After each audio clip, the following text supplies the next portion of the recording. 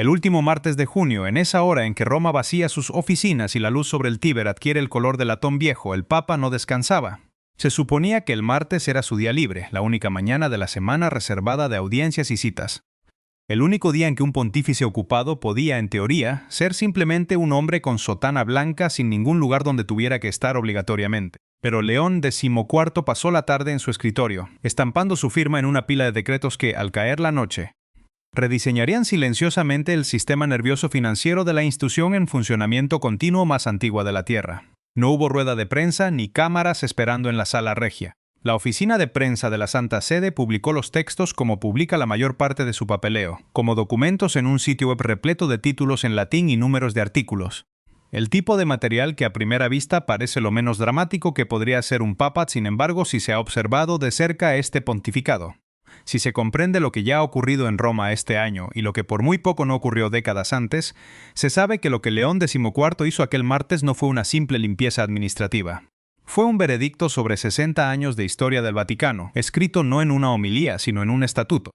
Para entender por qué un conjunto de decretos financieros importa tanto como un cisma o una carta papal, hay que detenerse ante un hecho simple sobre la Iglesia Católica en el que la mayoría de la gente de fuera nunca piensa. El Vaticano no es solo una autoridad espiritual, es un Estado soberano con una tesorería, un banco, una cartera de propiedades inmobiliarias y un cuerpo diplomático, y durante la mayor parte del siglo pasado, las finanzas de ese Estado se rigieron menos por la ley que por la discrecionalidad. La discrecionalidad es una palabra amable para definir lo que en la práctica era una cultura en la que un pequeño número de hombres dentro de la Secretaría de Estado podía mover sumas enormes con casi ninguna supervisión externa, protegidos por la suposición de que cuestionar a los custodios de la tesorería de San Pedro era en sí mismo una especie de impertinencia.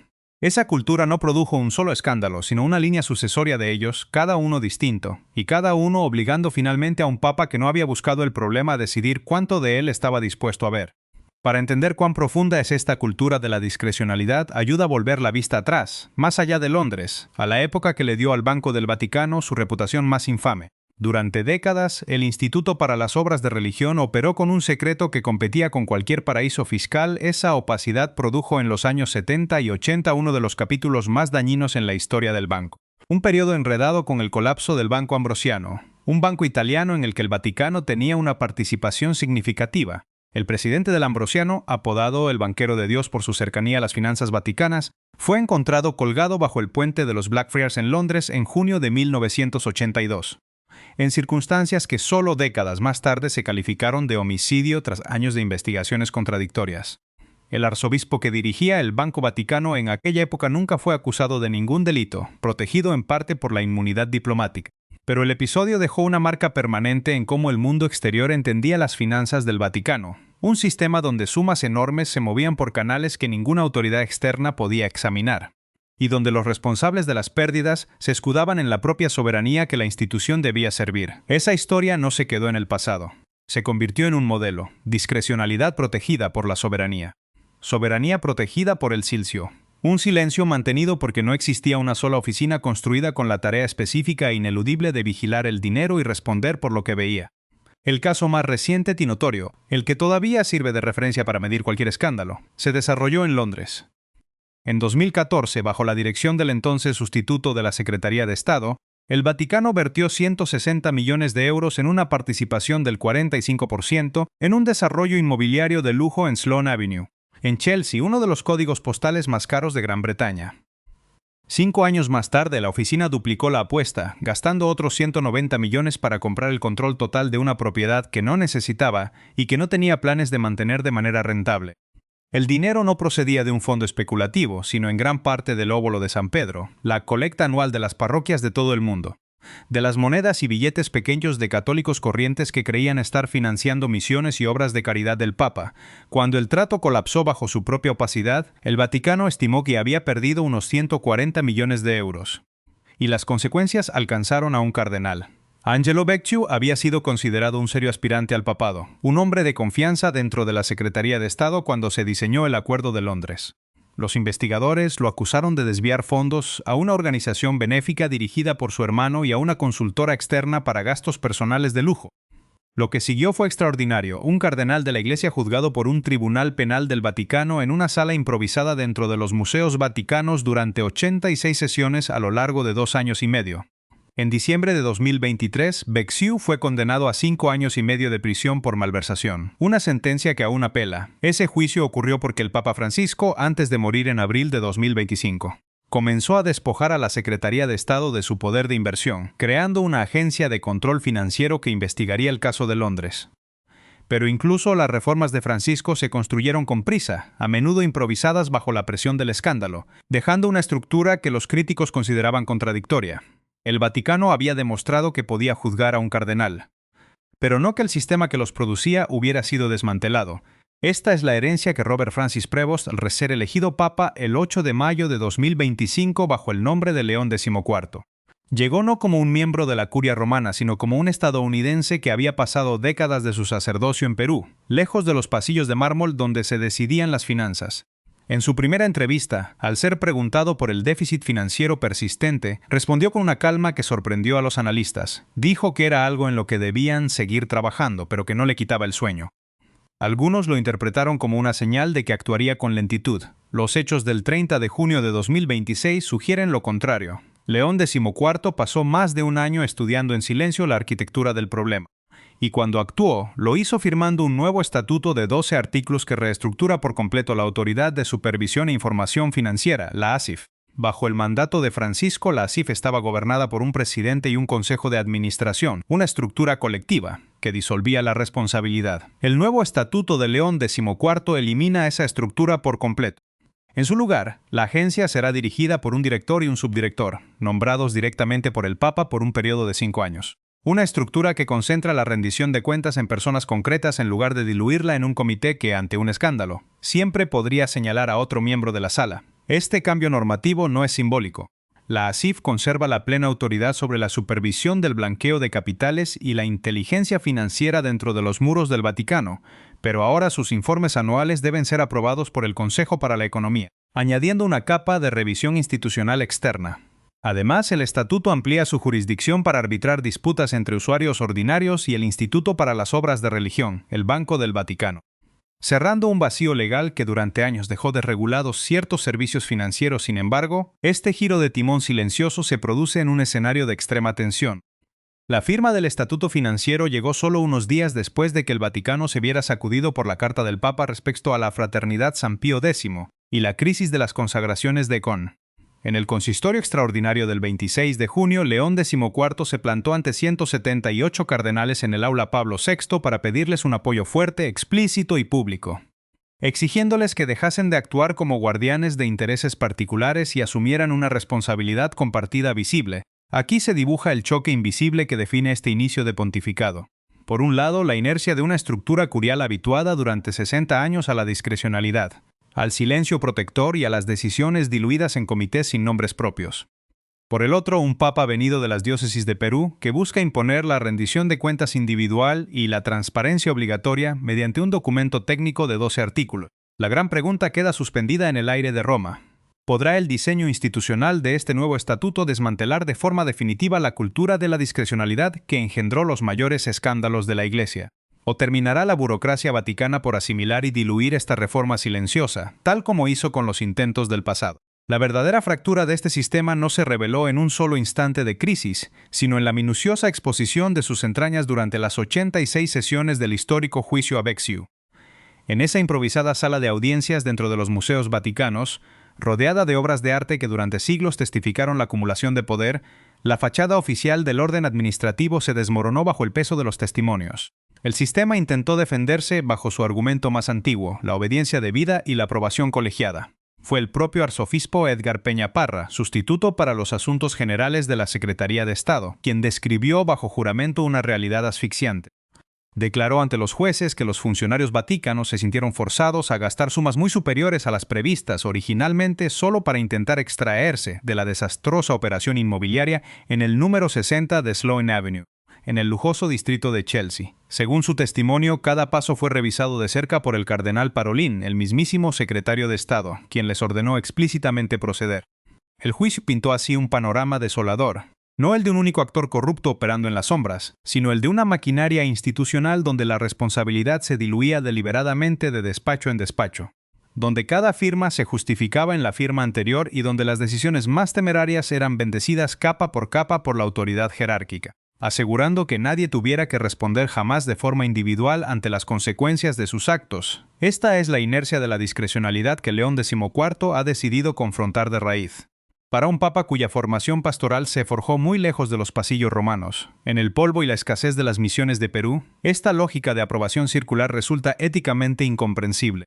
Quienes observan de cerca su día a día perciben la profunda discrepancia entre los pulidos informes oficiales que llegan a su escritorio y la realidad humana del terreno. En el tablero financiero del Vaticano, los 140 millones de euros perdidos en Londres no son simples pérdidas contables que se saldan con un decreto. Son la suma de las monedas de un obrero en Manila o de la humilde pensión de una maestra rural en Polonia que depositaron su confianza en el óvulo de San Pedro creyendo que financiaban hospitales o misiones. El pontífice comprende el daño real de esta traición, un declive documentado y severo en las donaciones globales que los oficiales de finanzas del Vaticano ya admiten abiertamente en sus informes internos. Frente a la resistencia pasiva de una curia habituada al silencio protector y a la soberanía como escudo, León XIV contrapone la mentalidad práctica del administrador que sabe que cada peso debe ser justificado. La resistencia de la estructura no se manifiesta con protestas abiertas, sino con el frío murmullo en los pasillos de que las cosas en Roma siempre se han gestionado bajo una discreción que pretendía proteger el prestigio de la Iglesia. Al concentrar el poder de la agencia de control en solo 2 personas con nombre y apellido que responden directamente ante él, el Papa rompe esa red de silencios compartidos. La tensión se hace palpable en las oficinas de la Secretaría de Estado, donde el nuevo modelo de control es visto por algunos como una intromisión que ignora la complejidad diplomática de la Santa Sede, abriendo una grieta insalvable entre la vieja guardia defensora de los privilegios del pasado y un pontífice decidido a demostrar que la credibilidad de la Iglesia se reconstruye únicamente cuando no queda ningún comité detrás del cual esconderse. La onda de choque provocada por la condena del cardenal Becciu y la posterior disección de las finanzas vaticanas no se limitó a las fronteras del pequeño Estado soberano. El impacto agrietó la base misma sobre la que se asienta la autoridad moral de la Iglesia ante sus fieles en todo el mundo.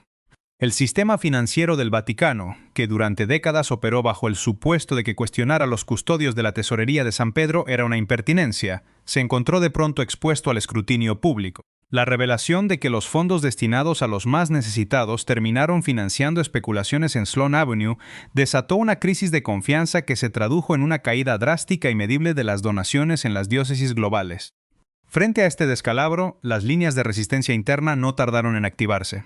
Tradicionalmente, la curia romana ha respondido a las crisis con una estrategia depurada a lo largo de siglos, el uso del tiempo como amortiguador, la dilución de las responsabilidades a través de comisiones de estudio y el repliegue hacia un silencio corporativo protegido por la inmunidad diplomática.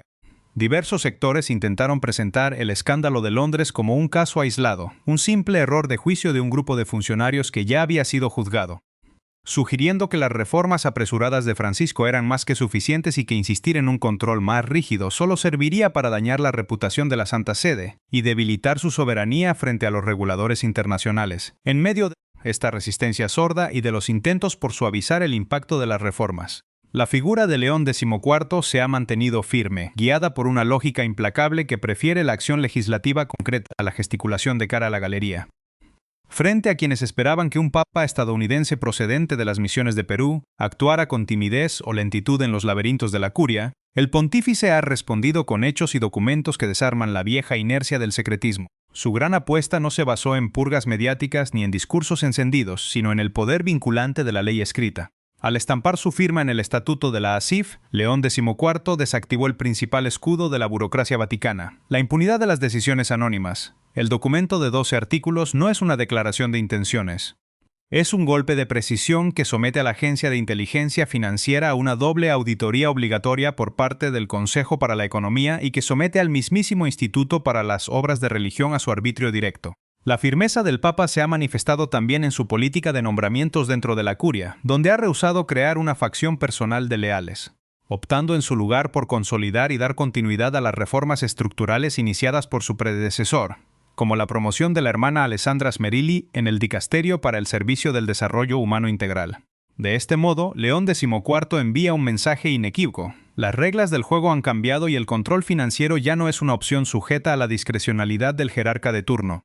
La tensión dentro de los muros vaticanos ha alcanzado su punto álgido, mientras los despachos de la Secretaría de Estado asimilan el alcance real de un estatuto que les arrebata de manera irreversible el control exclusivo del dinero.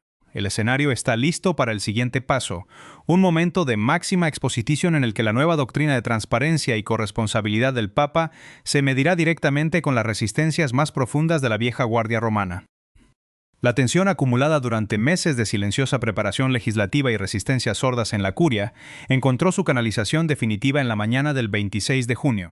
El escenario no fue una discreta oficina de la Secretaría de Estado, sino la inmensidad del aula Pablo VI. Allí, bajo la imponente arquitectura del templo, se congregaron 178 cardenales llegados desde todos los continentes para el segundo consistorio extraordinario del pontificado de León XIV. El espacio físico ya transmitía una transformación profunda. En lugar de los tradicionales escaños donde los purpurados se sentaban en filas solemnes para pronunciar discursos individuales ante el trono papal, el pontífice dispuso mesas redondas para el debate en grupos pequeños. Un formato horizontal, heredado del sínodo sobre la sinodalidad, diseñado deliberadamente para forzar la conversación directa, el mirarse a los ojos y derribar la antigua muralla de la distancia protocolaria.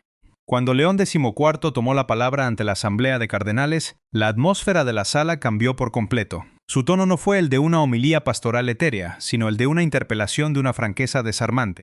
Mirando fijamente a los hombres que ostentaban el máximo poder de la Iglesia, el Papa proclamó una verdad que sacudió los cimientos del sistema. El ministerio que se le había confiado no podía ser llevado a cabo en solitario. Necesitaba el apoyo de ellos, pero especificó de inmediato, con una precisión quirúrgica, qué clase de apoyo demandaba, un respaldo que fuera fuerte, explícito y público. Aquellas palabras resonaron con el peso de una declaración de principios irreversible. León XIV les exigió salir de las sombras de la discrecionalidad, instándoles a no limitarse a aconsejarle en privado a través de notas confidenciales o consultas a puerta cerrada, sino a dar un paso al frente y sostenerlo visiblemente como hermanos, en lugar de actuar como guardianes de intereses particulares. En ese instante la máscara de la colegialidad protocolaria quedó rasgada. Al demandar un compromiso público y explícito, el Papa expuso el defecto fundamental del sistema curial, la tendencia histórica de sus miembros a proteger feudos personales de influencia, a callar ante los desmanes financieros para no arriesgar su posición y a escudarse en el anonimato de la corporación. El silencio en el aula Pablo VI se hizo denso, cargado con el peso de la incomprensión de quienes veían invertido el histórico flujo del poder descendente de la Iglesia. León XIV devolvió el valor a la experiencia humana viva al recordarles que la sinodalidad y la autoridad no existen para blindar a quien detenta un cargo, sino para salvaguardar la comunión real y proteger a aquellos que, con su fe y sus pequeñas ofrendas cotidianas, sostienen la misión de la Iglesia. Esta intervención pública, apenas 4 días antes de firmar el estatuto de la ASIF que ponía nombres y apellidos a la responsabilidad financiera, cerró de manera definitiva la era de la discrecionalidad impune. Las reglas del juego habían cambiado para siempre ante los ojos de todo el colegio cardenalicio. La autoridad de la Iglesia solo sería legítima si llevaba aparejada una rendición de cuentas pública e ineludible, transformando el ejercicio del poder en un acto de transparencia ante Dios y ante los hombres. Las consecuencias de esta reestructuración silenciosa no se medirán en los titulares inmediatos de la prensa, sino en el transcurso de los años venideros. La confianza, una vez dilapidada de manera tan descuidada en los pasillos de Chelsea, no se recupera de forma automática con un veredicto judicial o una condena de prisión. Las finanzas del Vaticano todavía arrastran las secuelas del escándalo de Londres, reflejadas en ese descenso documentado de las donaciones globales que los propios oficiales de finanzas de la Santa Sede han tenido que admitir abiertamente. Reconstruir ese lazo roto exige un trabajo de hormiga, una arquitectura legal que resista el paso del tiempo y las inevitables transiciones de poder. La verdadera prueba de fuego para el Estatuto de la ASIF firmado por León XIV no será un juicio mediático de 86 sesiones, sino la monotonía de las auditorías rutinarias de las que nadie habla, los informes anuales entregados puntualmente al Consejo para la Economía y la ausencia total de noticias alarmantes. El éxito de esta reforma radica, paradójicamente, en que no ocurra absolutamente nada fuera de lo común, en el nivel más elemental, allí donde el peso de la Iglesia se sostiene sobre los hombros de los desposeídos. La realidad comienza a transformarse de manera imperceptible pero profunda. El obrero en Manila que deposita sus escasos centavos en la canasta de la colecta dominical, y la maestra jubilada en la Polonia rural que entrega lo poco que le queda de su pensión por una fe inquebrantable. Ya no son meros contribuyentes ciegos de un sistema opaco. Sus sacrificios cotidianos, que antes corrían el riesgo de ser desviados para financiar suntuosos apartamentos de lujo en los códigos postales más caros de Gran Bretaña, ahora encuentran un sistema de protección diseñado específicamente para custodiarlos. Aunque ellos nunca lean los 12 artículos del nuevo estatuto ni conozcan los nombres del director o del subdirector nombrados por el Papa, la seguridad de su ofrenda se fundamenta en un principio básico. Ahora hay personas con nombres y apellidos responsables de vigilar el flujo de cada moneda, obligadas a responder con sus propios cargos si el dinero se desvía del fin caritativo para el cual fue entregado. La dignidad de estas vidas sencillas, que sostienen espiritualmente a la Iglesia global, es la que finalmente ha sido rescatada de la discrecionalidad burocrática. El camino elegido por León XIV revela que la verdadera reforma de las instituciones no se logra mediante la fuerza arrolladora de una personalidad carismática o la enificación de discursos para la televisión. Se construye con paciencia, ajustando los engranajes ocultos de la maquinaria administrativa y asumiendo que el legado más duradero es aquel que sobrevive a su propio creador.